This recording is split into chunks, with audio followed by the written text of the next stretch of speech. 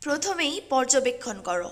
করণীয় করার আগে তার স্বভাব, অভ্যাস, দুর্বলতা ও উদ্দেশ্য ভালো করে জানো। কারণ বুঝে তাই কৌশল করা সহজ। নীরব কৌশল গ্রহণ করো। সব কিছু বলবে না, অনেক সময় নীরব থাকাও কাজ করে দেখানোই শক্তিশালী। কারণ কথায় ভুল বোঝাবুঝি বাড়ে, নীরবতা শত্রুকে বিভ্রান্ত করে। নিজেকে শক্তিশালী করো, উন্নতি করো। নিজের দক্ষতার সম্মান ও সামাজিক অবস্থান বাড়াও, কারণ নিজের উন্নতি সবচেয়ে বড় প্রতিশোধ। ঘরের সম্পর্ক মজবুত করো। অন্য সদস্যদের সাথে বিশ্বাস ও ভালো সম্পর্ক গড়ে নাও।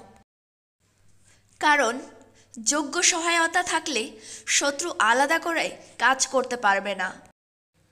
শান্তি ও আত্মনিয়ন্ত্রণ বজায় রাখো। রাগে বা আবেগে ঢলে তাড়াহুড়া করে সিদ্ধান্ত নেওয়া ভালো নয়।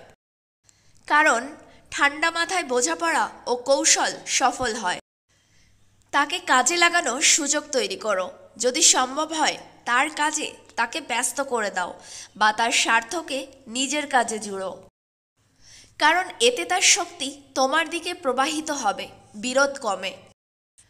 প্রধান তথ্য গোপন রাখো। নির্থক গোপনীয়তা ভাঙলে শত্রু সুবিধা নেবে। প্রয়োজনীয় তথ্য সীমিত রাখো। কারণ তথ্যই শক্তি, যত কম শত্রু জানবে তত ভালো।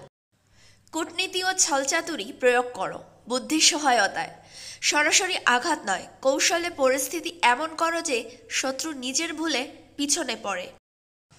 কারণ সরাসরি সংঘাতের চেয়ে কূটচাল অনেক সময় বেশি ফলপ্রসূ। সময়কে তোমার সহায়ক বানাও। সব কাজই তৎক্ষণাৎ ফল দেয় না, ধৈর্য ধরো ও প্রয়োজন হলে অপেক্ষা করো। কারণ সময় অনেক ষড়যন্ত্র ফাঁস করে দেয়, শত্রুর ধৈর্য নষ্ট করে। দরকার হলে বিচ্ছিন্ন করো বুদ্ধিমত্তার সাথে। সরাসরি শত্রুকে উন্মুক্তভাবে সংঘর্ষে নামানোর চেয়ে তাকে আলাদা করে ভাঙিয়ে ফেলো। সংলাপ, মধ্যস্থতা বা আইনি পদ্ধতিক উপায় ব্যবহার করো। কারণ নিরাপদ, যুক্তিসঙ্গত ও স্থায়ী সমাধান পাওয়া যায়।